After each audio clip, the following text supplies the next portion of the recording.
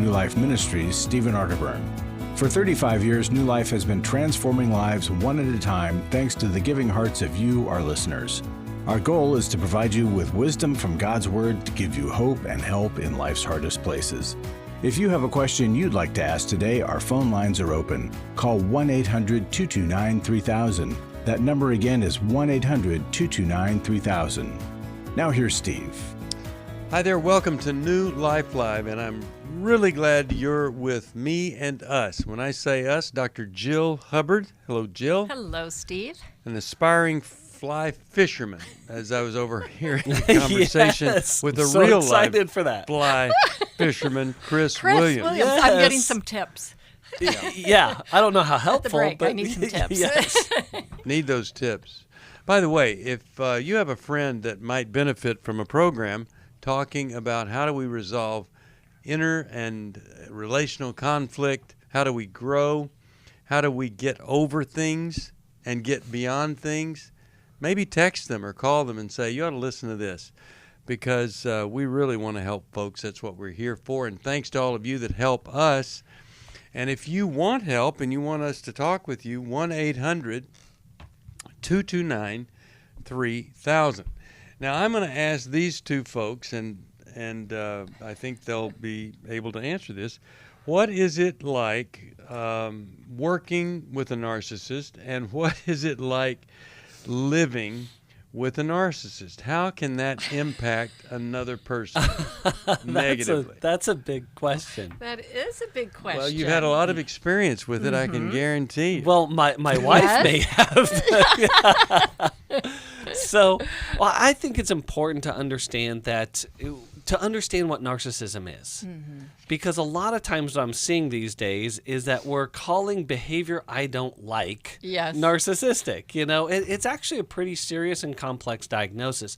But I think most importantly what I've seen is that a person really struggling with these behaviors that seem selfish and cruel and really inconsiderate, you know, they don't have a conscientiousness about others, is that underneath all of that is a profound sense of emptiness, or a feeling of emptiness that they're just trying to fill compensatory.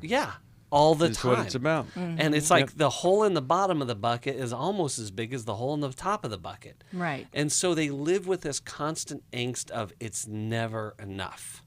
Because there's an amazing wound. Yes. Unhealed. Yes.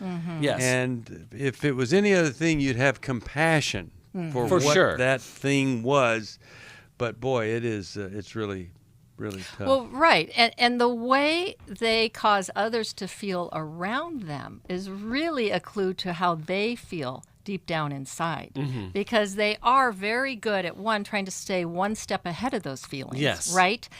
And it's almost those feelings are intolerable. Yes. Right? So they have to discharge them a lot. And so they will discharge them onto people around them. And, right? it looks like control because inside it's out of control. So they're constantly looking to control externals. Right. So to be around them requires a real... Sorry, Sorry, Steve. Steve. You did ask us, right? Yeah. But I wanted to discuss it with you. Okay. Yeah. Go But ahead. to be around them requires a really strong sense of self. Right. Yes. And here's the deal. The wound is so severe that it requires this bizarre, extreme behavior to distract yourself from it. Yes. And then when you say to them, what happened? They may not even be able to get to that place because they've avoided it so well with the bizarre behavior. There is a website called Christianity.com. I'm doing a series on that website on narcissism. Also, we have a book, Understanding and Loving a Person with a Narcissistic Personality Disorder. You can get that right here. If you want to join us on the program, Karen already has, 1-800-229-3000. We'll take a break, and we will be right back, barring any type of acts of God that would destroy the connection to you. Hold on. It had become very apparent that some of the things I was involved with were taking over my life. In today's world, men are barraged with inappropriate content and images all day, every day. Some say that certain behaviors are just no big deal. It's just part of being a guy. But it's simply not true. It's a battleground for every man, and the opportunities to fail are everywhere. New Life's Every Man's Battle Workshop can help.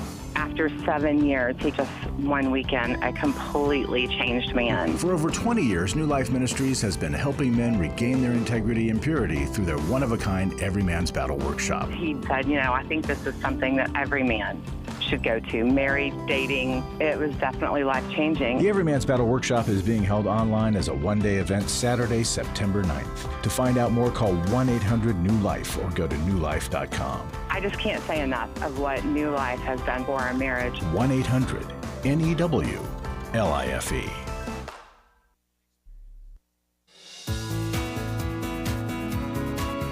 To find out more information about New Life or to order any of the resources mentioned on today's program, call 1-800-NEW-LIFE. Now back to New Life Live.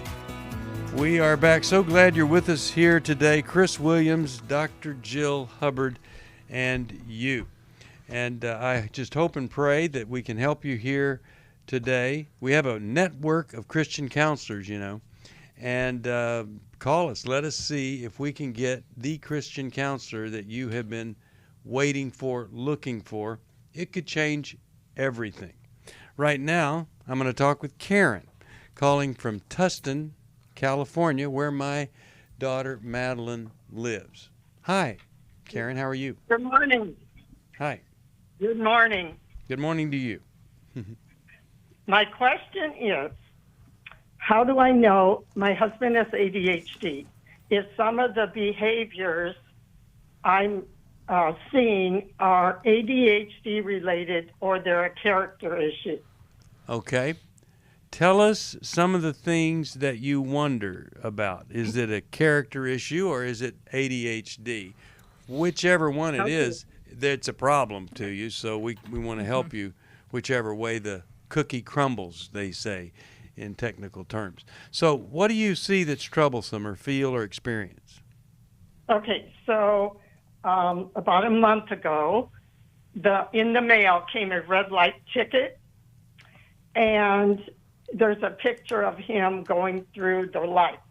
Uh-huh. And so he never had mentioned it, and when he got home and he saw it, he goes, "Oh yeah, I saw a flicker. I was wondering if I was going to get a ticket." And I said to him, "Why did you go through in the red light?" And he said, "Because the person ahead of me did."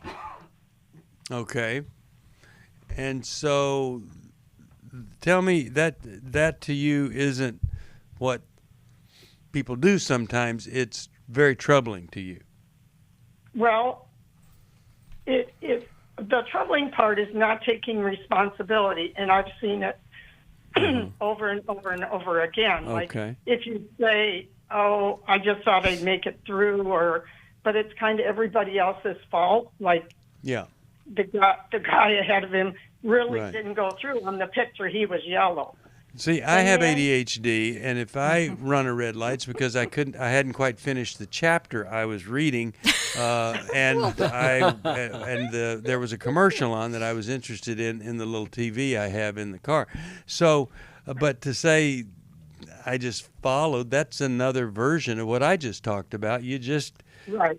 go, you're not paying attention, you're distracted, and you can get killed that way. And so that's very sad that was what he did and why he did it.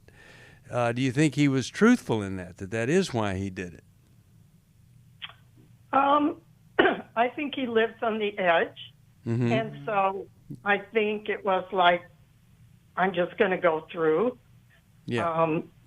Unfortunately, fortunately, I don't, he did it. So here's my other example. The other day we met to go to a movie premiere, and he parked in a 45-minute parking spot with his big work truck.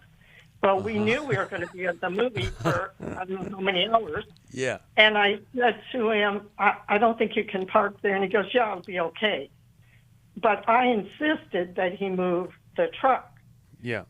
Okay, we come out from the movie, and he's anxiously looking around because he reparked it in a spot with a number, which also meant you're not supposed to park there. Yeah. It's somebody's spot. So I'm highly frustrated, and I heard you say something about that you're would only go to a counselor who's lived with someone who has ADHD. Yeah.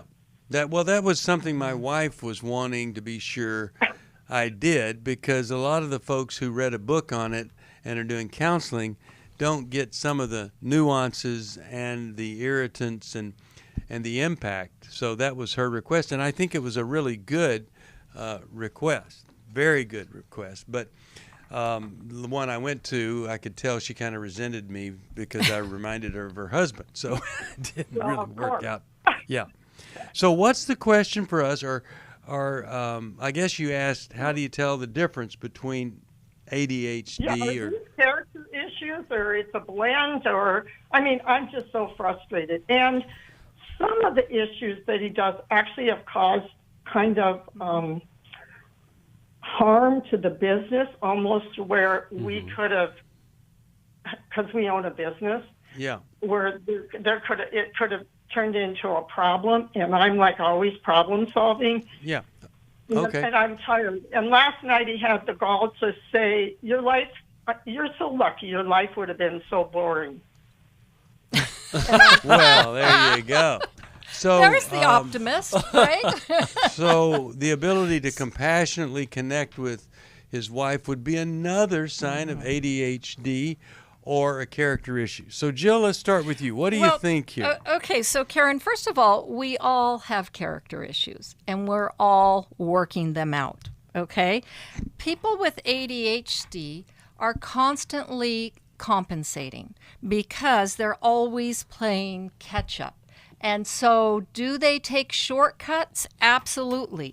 Do they get a thrill of just making it through the light? Absolutely. Because one, they're impulsive, and two, it's a dopamine hit. And why are you looking at me this whole time? I've seen the reflection of myself in your glasses. Yes, thank you. It's not a simple demarcation. No, it's not. So, yes, he has some character issues, but he also struggles. And often people with ADHD marry people with more exacting, more OCD qualities.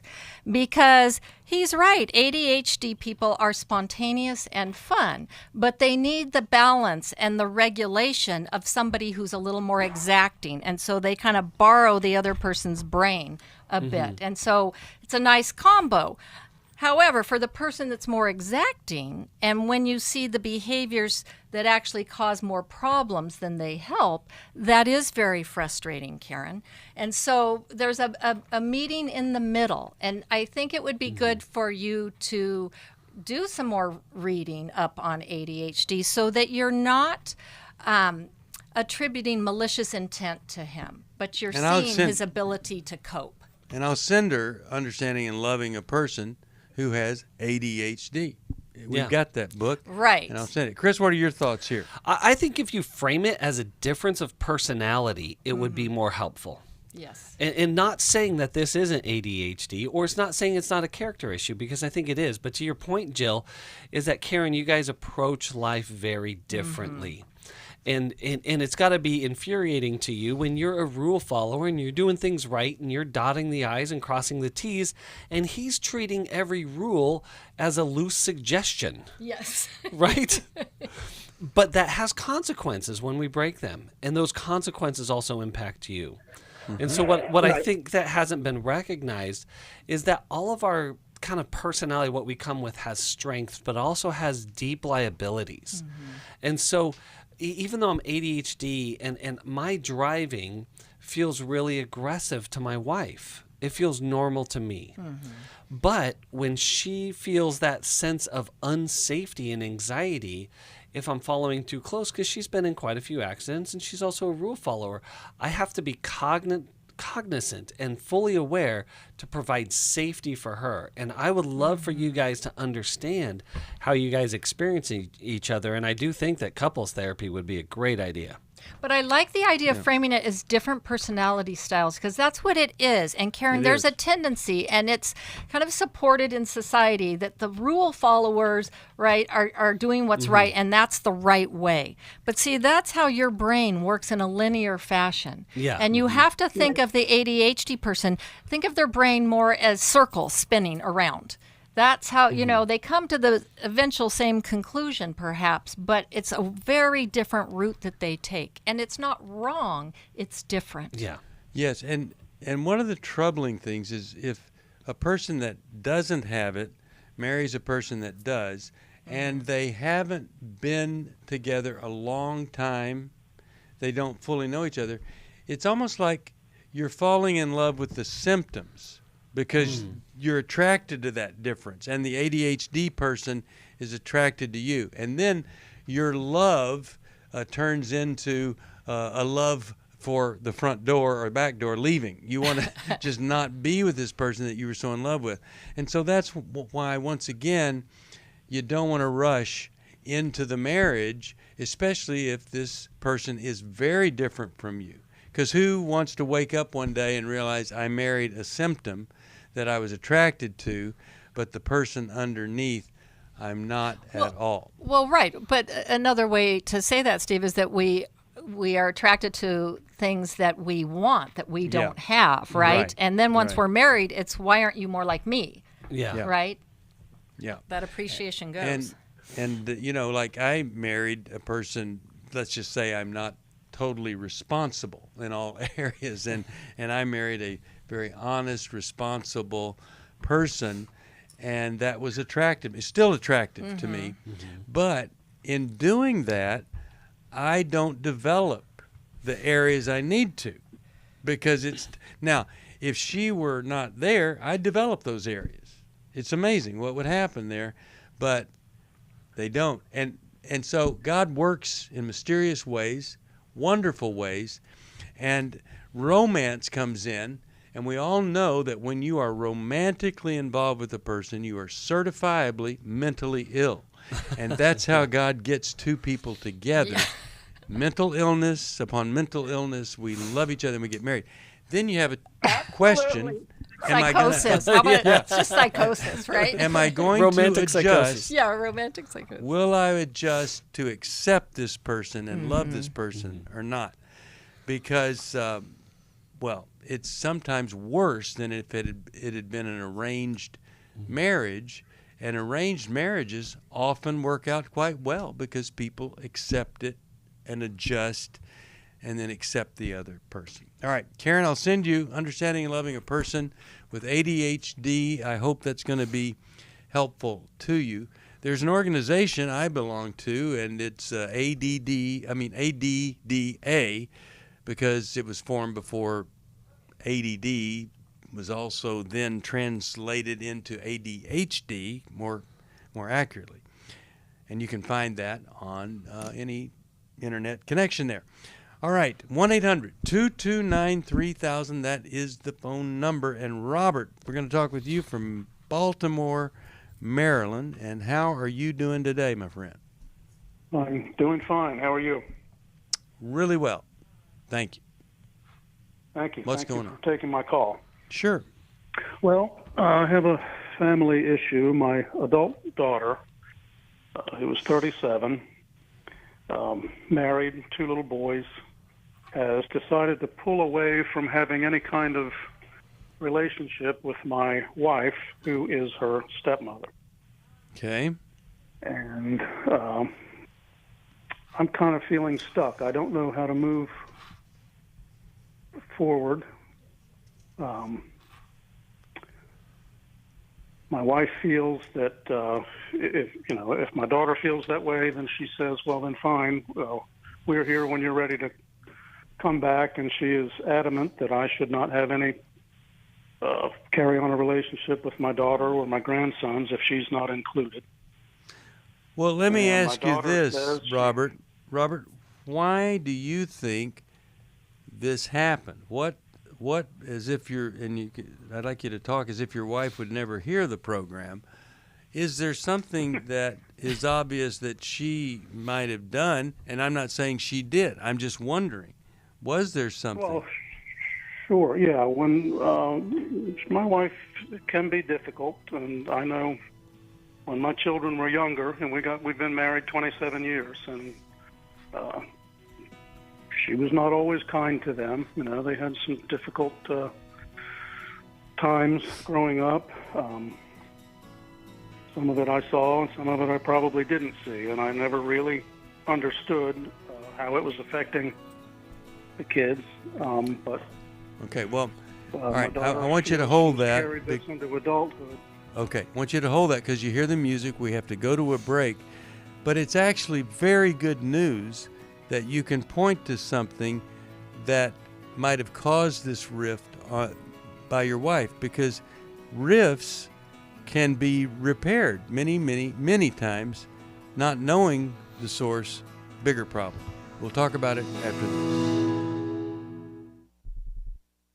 My girlfriends and I have been searching for so long to try to find an event to attend. Lumina is a new women's conference designed to inspire your faith so you can lead and live confidently from God's Word. It was nice to come here and just realign myself with who God says He is in my life. The Lumina Conference is a 2-day experience. 1 full day of worship and teaching in Museum of the Bible's World Stage Theater, and a half-day guided tour through Museum of the Bible. You are literally immersed in the Word of God. You can walk through the Old Testament. You can walk through the New Testament. Lumina is for women of all generations, cultures, and denominations. It's a great place to gather with women from your church and community. If you want some fellowship and you want to be strengthened, this is the place you want to be. This year's Lumina Conference is October 27th and 28th in Washington, D.C.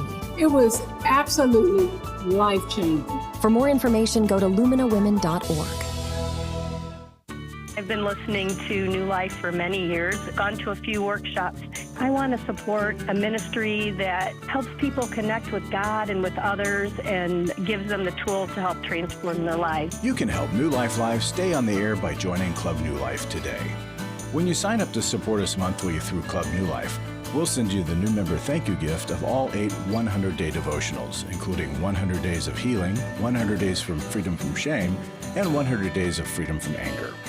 There are also ongoing benefits like the monthly Club New Life CD or download, access to the Club New Life video library, quarterly resources, free shipping on purchased resources, discounts on workshops, and quarterly online meetings with Steve. Call 1-800-NEW-LIFE. Support Club New Life, and together we can help hurting people find help and hope in life's hardest places. Call 1-800-639-5433 to join Club New Life today.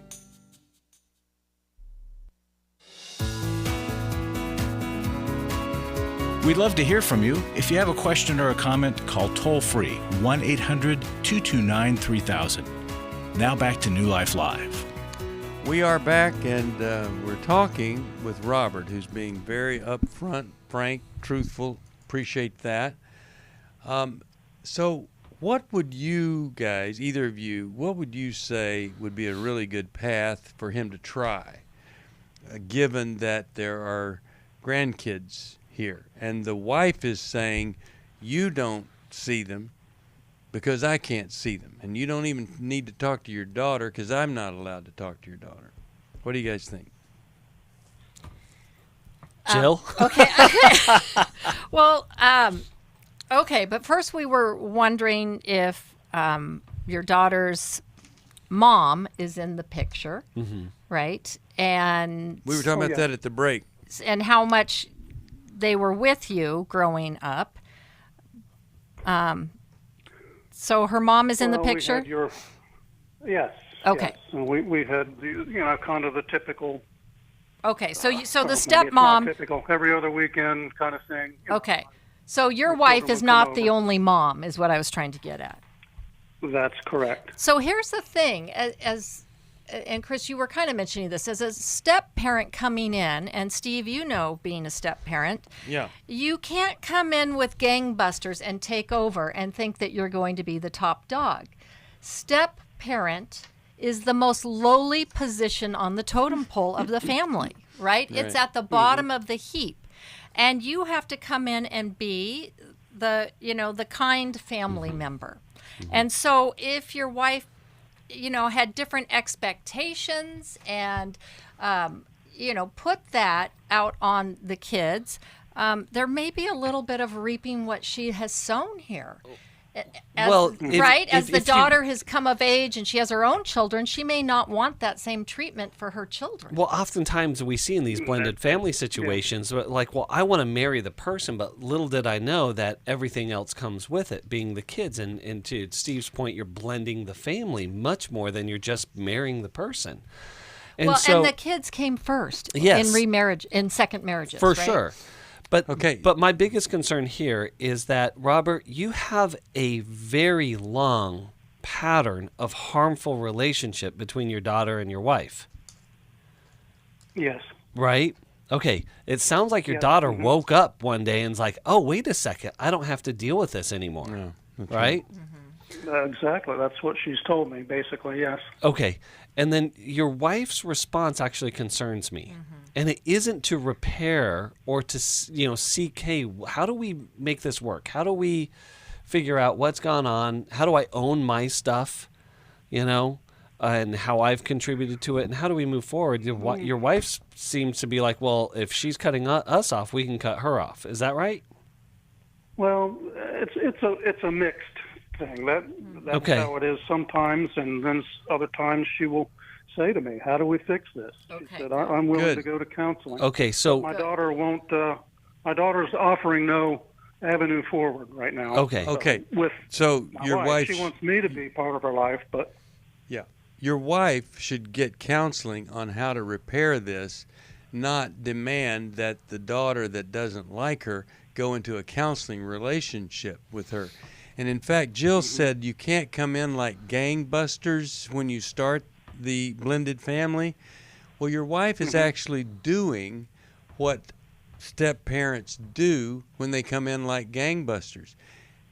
The gangbuster parent says, hey, listen, you make your kids respect me because I'm the new kid in town, the new parent in town, versus I'm going to earn their respect. Well, she's saying to you now, hey, if that child isn't going to relate to me, you're not going to relate to that child.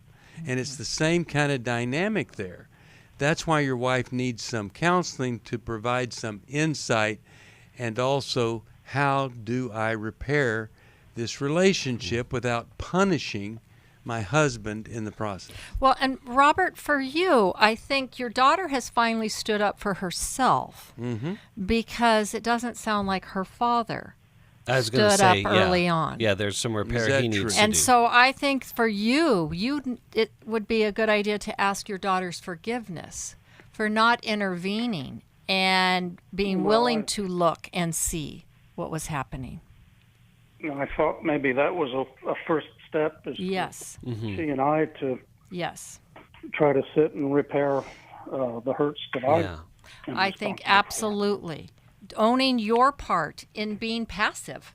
Yeah. Right? Or looking the other way. Knowing that your wife was difficult.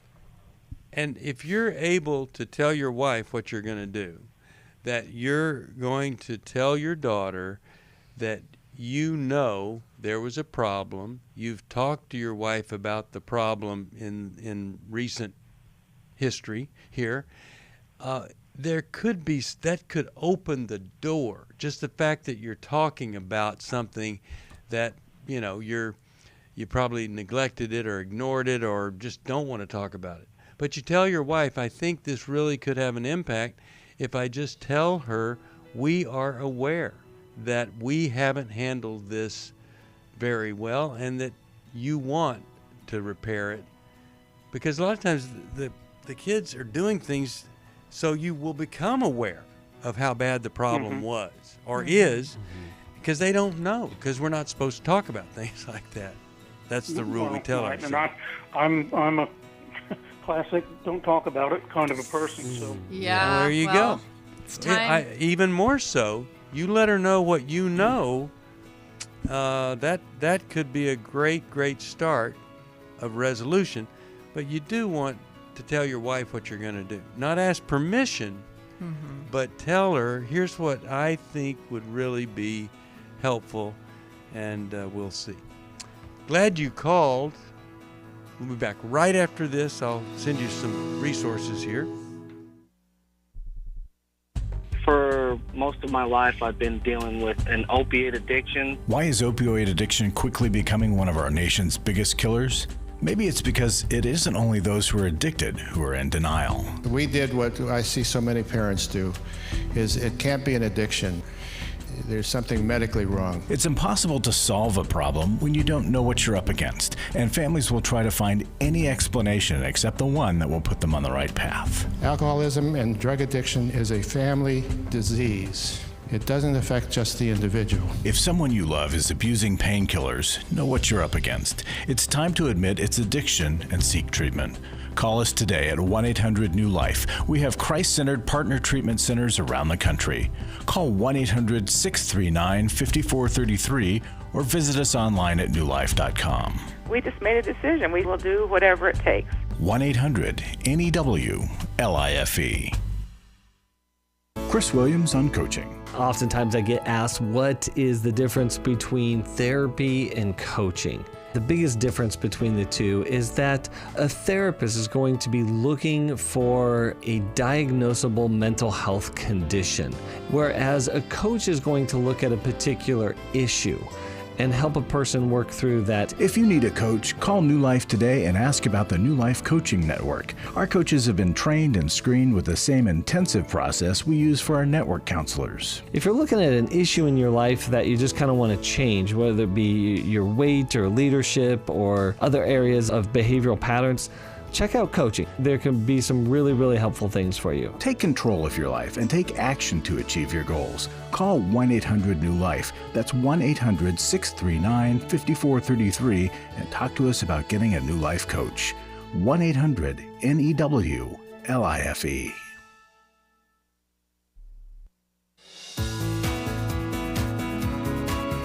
We're glad you joined us for New Life Live.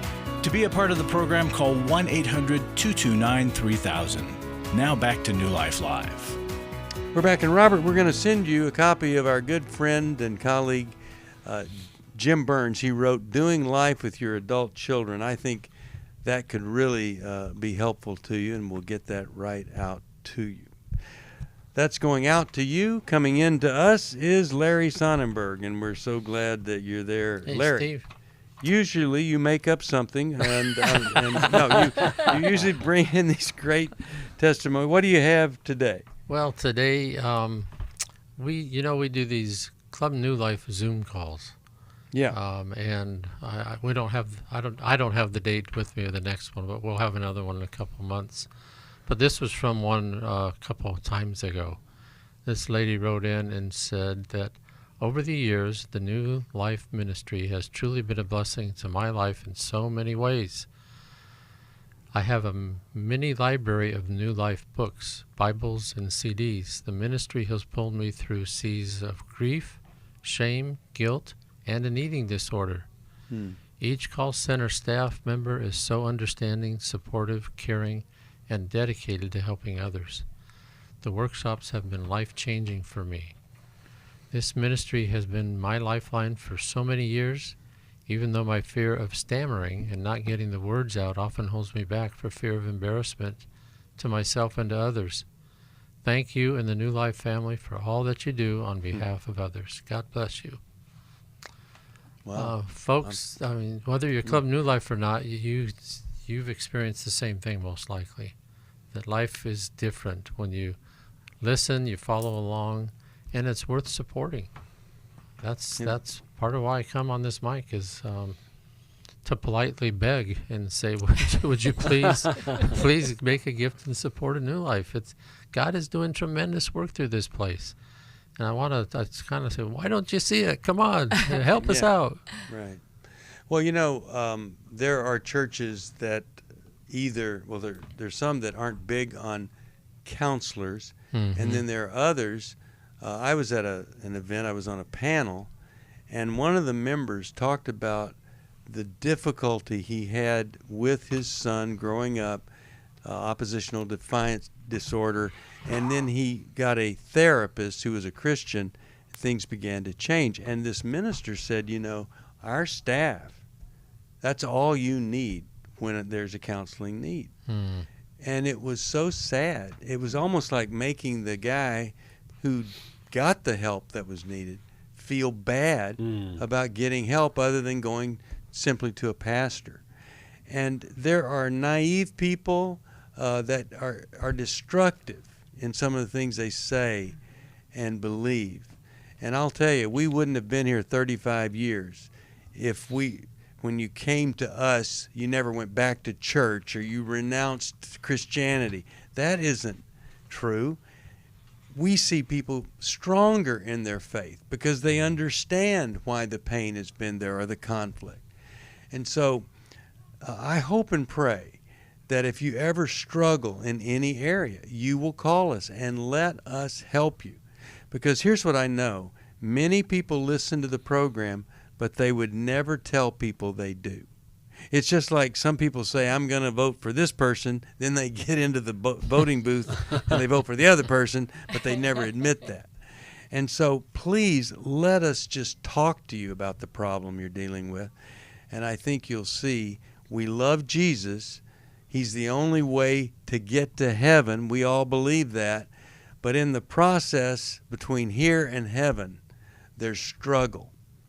And a lot of people have committed their whole lives to help you in that struggle. And you call us at 1-800-NEW-LIFE, we'll help you. But also, we need your help to help others. And it's the same phone number, 1-800-NEW-LIFE. What else do you have for us today, Larry? Just want our listeners to know we have a strong spirit of gratitude, and we're deeply grateful for every gift.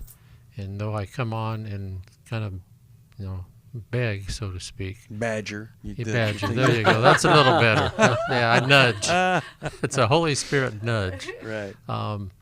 It's done in a real spirit of gratitude. Whether you give $5, $5,000, $50,000, whatever you give, it's a wonderful gift. It's from God, and we are appreciative. Yeah. And I want you to know that we have that spirit in spite of maybe you feeling otherwise. All right, it's 1-800-NEW-LIFE. Now, if you want to join us on this program and the next one we're going to do in the next hour, it's 1-800-229-3000. Right now we're going to go to Upland, California. Sherry is calling us, listens on KKLA. Hello, Sherry. How are you today? I'm great. How are you? Excellent. What's on your mind, heart, any part of your body, whatever it's on? How can we help? Thank you.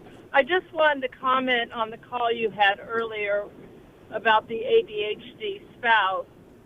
Okay. My husband was diagnosed with that and bipolar in 2001. And, we've had a very rough 30 years. We even got divorced and remarried. After 3 years of being divorced, we got back together, and we have a daughter together. And she was going back and forth, and it was just killing me. And I was on my knees before God and just praying that He would change him. But in the midst of all my praying, God changed my heart, and we got back together. And it's been rough. He's very argumentative. I have the A personality, and he's like, I'll get it done when I want. And, it's been really rough. And I just want to encourage people, if they pray, get in a war room with God and, read His Word every day. That is the answer, especially if you have children. Yeah. And now we've been together over, 30 years, and we're more happier now than we've ever been, and we're growing old together. And it's only because of God. Oh, I love that. And the research shows that if you want a divorce and you stay in the marriage and work, you will be happier 5 years later than if you do divorce. And here's another story that supports that research. Thank you for helping us help others. Really appreciate that. And just to say thank you, I'll send you the 1-Year Bible for Women that my wife did the commentary on. So you hold on, and love that. Okay, we'll get that to you. Yes, when you say, okay, we're going to get back together. We've been praying, now we can get back together. Doesn't mean it's going to be easy. I mean, especially if you haven't done the work together, But we have a board member who divorced, and then they remarried, and oh my goodness, they're just the most incredible couple ever. And so I've seen it happen. God is the God of restoration and repair and renewal. And but you got to have 2 willing people to make that happen. All right, let's talk with Erica, Memphis, Tennessee, watching on YouTube. Hello, Erica. How are you today? Hello. I'm doing well. Great. What's on your mind that you'd like to share? Yes. So what I would like to share is that I'm pretty much 23 years old, and I'm trying to see how can I just solely focus on me and God and just me elevating in life and not focusing so much on my loved ones and failed relationships. When you focus on your loved ones, what does that entail? Well, pretty much my upbringing. My current situation is I'm 23. I'm working. Basically, I would be enrolling back in college, but I just pretty much have myself. Mm-hmm. And I'm in a situation where my parents, they can't really do what I want them to, what I need them to do for me. Mm-hmm. But at the same time, I find myself, being a help to those that can't be a help to me. And I'm fine with doing it, but I just struggle with putting me first as well as, well, I'm learning to put God first, but it's hard trying to put me first when I feel that other people are not as understanding as I feel they should be. Okay. Well, we're going to help you with that. You hear the music. We'll take this break. Anybody want to join us? 1-800-229-3000. Not only are my co-hosts attractive, they're smart. And so if you're watching on YouTube, we can verify both of those, and we'll do it right after this. 1-800-229-3000. Really glad you're listening, and thanks to all of you who support us. We all face days where life throws us a curveball and our routines or plans get disrupted. Things we wanted to do are forced to take a backseat to the unexpected demands of the day. If you normally listen to New Life Live on a radio station, well, you might not be able to that day. And on these hectic days when you're feeling stressed or frazzled, hearing the sound of counsel given on New Life Live is just what you need to navigate the unexpected things of life. Every time I'm troubled or I have a problem, I'll cut on New Life, and there's always something that is said that is helpful to me. By listening, I have learned more than I can ever express about how God wants me to live. Download the New Life app for the easiest way to listen wherever you are and at a time that's convenient for you, or watch the show on our YouTube channel. You can even subscribe to our podcast from your favorite podcast provider. You never have to miss a day of New Life. Wherever you are, we are. I was sort of vaguely familiar that the 12 steps had some origination in the Bible. I found Life Recovery, and one of the things I liked so much was that it had such a broad appeal. It wasn't limited to just alcohol or drugs, that it was addressing a wide range of problems. At New Life, we believe everyone can benefit from a life recovery experience. There are life recovery groups all over the country. They take place online, in conference calls, and in person. And if there isn't one in your area, we can help you start one. We have startup materials, leaders' guides, CDs, Bibles, and more, all with discounts available for groups.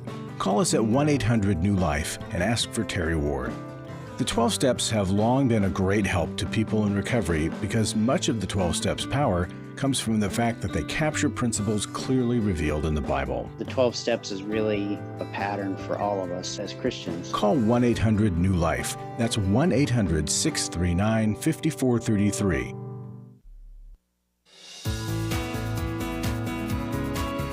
To find out more information about New Life or to order any of the resources mentioned on today's program, call 1-800-NEW-LIFE. Now back to New Life Live. We're back, and we are talking with Erica, 23, and wants to focus more on God, and some of the relational problems get in the way of that. Jill, you had a question you were going to ask. Well, Erica, thanks for calling. You sound like a lovely young person that has ideas, and developmentally you are at that stage of life where one does start breaking away from family. Not a, rigid cutting them out, but a kind of a gradual transition. Moving. It's a transition. Yeah. Thank you, Chris. Yes. And so you did mention, though, that your parents can't help you in the ways that you want. And I'm wondering, could you expound on that a little bit? What is it that you're wanting from them that they can't give you? Okay. So pretty much I would just, okay, so it's just pretty much like life is not what I expected it to be. And I mentioned to someone how, I'm going to college on and off due to, at first I was trying to get stable, and now I have my own apartment. And pretty much before that, I had to deal with stuff like my mom taking my book allowance money, and me not being able to pay for my books, and I ended up taking on a job, and that was a process. And by the time I got the job and the money to pay for the courses and stuff like that, I was behind. It was a couple of things. Any and everything in life, pretty much, I would say, I have like small help every now and then, but not when I ask for it. Mm-hmm. I pretty much live a life, even when I was a kid, where pretty much anything that I got is, I won't take credit for it. It came from God. God blessed me to be able to get it, but I just don't. But Erica, let us help you here. Unfortunately, in your family, from a very young age, you've had to be the adult in the room. Mm-hmm. Yes. And you're tired of being the adult for your parents. And who wouldn't be? Right. Well, and it sounds like instead of them making good choices for themselves, like you're trying to do, they kind of scrape and just go into survival mode. I mean, if they're taking their kids' money, right, that's not supportive. Yeah. Right? That's a hindrance to your life. Yes, and I had to deal with certain things where I had to call around to a lot of different banks before I could even get my first banking account, because certain things were in my name when I first started, credit card. Eric, I want you to hear this term. There's this term called fiduciary abuse. And fiduciary abuse means that people abuse us in our financial resources. And what your parents have done has been really abusive. Yeah. And again, I'm not here to drag them or anyone else through the mud, but we got to call out their reasons. We got to call out the behavior for what it is. Yeah. And so that's going to require that you, unfortunately, very unfortunately, at this stage of your life, learn how to separate and create really, really strong boundaries and protections around your own well-being. Mm-hmm. Yeah. And that's really, and I do believe that you need, all of us, we need support to be able to do that, especially when you're in a situation where, again, you've been the adult in the room, and if the adult leaves, it's the fear that everything else goes to chaos. Right. Right. So what should she do? Well, first off, great job calling in today. Mm-hmm. And I think the first thing you should do is start learning about boundaries. Mm-hmm. And really with the focus of this is that, Erica, you are the asset. We hear it here, that you are responsible. You desire God's will in your life. He has gifted you well. And those things need protected. And let me just say that those do belong to you, and they belong to God, and those work together. And there's other people who can't deal with those well, can't handle those well. And that's where we learn boundaries, is to set boundaries around the people who can't handle our value and our assets and the things that God has given us that they can't do it well. Right. And so I think you need people outside of your family, Erica, that can be emotionally supportive and helpful in your life so that you can see that contrast and to love your parents, to love your family, right? But to not be in a codependent relationship with them where you're doing for them what they need to do for themselves. Yep. And that may mean at times they have to suffer some consequences. For sure. And that's going to be very painful. But I think the boundaries are a way of you saying what works for you and what doesn't work for you. Yeah. And it's self-protection. Well, and I think a great way to start there is I think you need to keep your eyes open and your prayer active in seeking out a strong woman who you admire, and you'd be like, I want to have her faith. I want to have her life. I want to have her resiliency and her strength. And seek a mentoring relationship out. If you find in your area or your church Dr. Jill Hubbard to mentor you, you'd be well on your way. Well, you know what's a weird concept sounding, but it really works, is this thing called reparenting, where you get, like you're saying, this older person that can really help you develop a redemptive relationship with an older person, another person. And you learn some things about redemptive, healthy relationships that you would never from your parent. And I was just doing a video on how do we honor our dishonorable parents, which the Bible says to honor them. And my answer has always been, you never want to honor dishonorable behavior. The best thing you can do is to become a person beyond anything they could have helped you become. And your life and the honor that you bring the family is a way of honoring them without affirming or endorsing really abusive behavior. So let me send to you also, I'll send Doing Life with Your Adult Parents by Dr. Jim Burns. That'll be on the way. Now, we have with this your thing. Adult parents? Doing Life Children. with Your Adult Children. Yeah. Thanks. I get things wrong because I'm confused. So anyway, thank you for that, Jill. Yeah, Doing Life with Your Adult Children who need parenting. All right, so let's talk about these workshops that we do. They're not just little seminars. You hear someone speak, giving you material that we've worked on many times over a decade to refine it.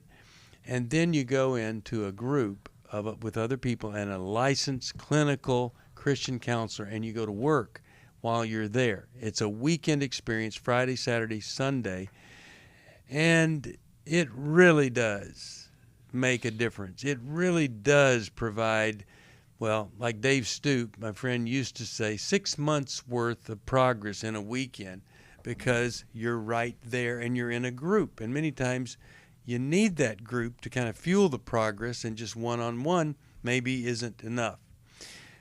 If you are struggling with sexual integrity, there's Every Man's Battle. If you've been hurt by a man who has a sexual integrity problem, there's Restore. If you are in trouble in your marriage or you want to make it better, there's Intimacy in Marriage. And then emotional freedom, whatever the struggle is, fear, anger, maybe it's depression. Whatever it is, we can help you in the Emotional Freedom Weekend.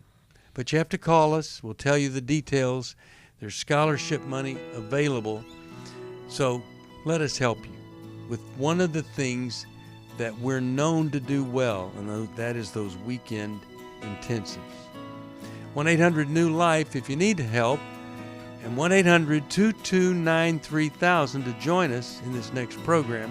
And thank you, Chris and Jill. Thanks for listening. We hope this program has helped you by giving you insights for handling the challenges you face in your life. We want you to know that we're here for you, but you also need to know that New Life Live is a listener-supported ministry. To make your donation or to get any of the resources mentioned on today's program, call 1-800-NEW-LIFE. That's 1-800-639-5433, or write to us at New Life Ministries, P.O. Box 1029, Lake Forest, California, 92609. Please join us again tomorrow for New Life Live.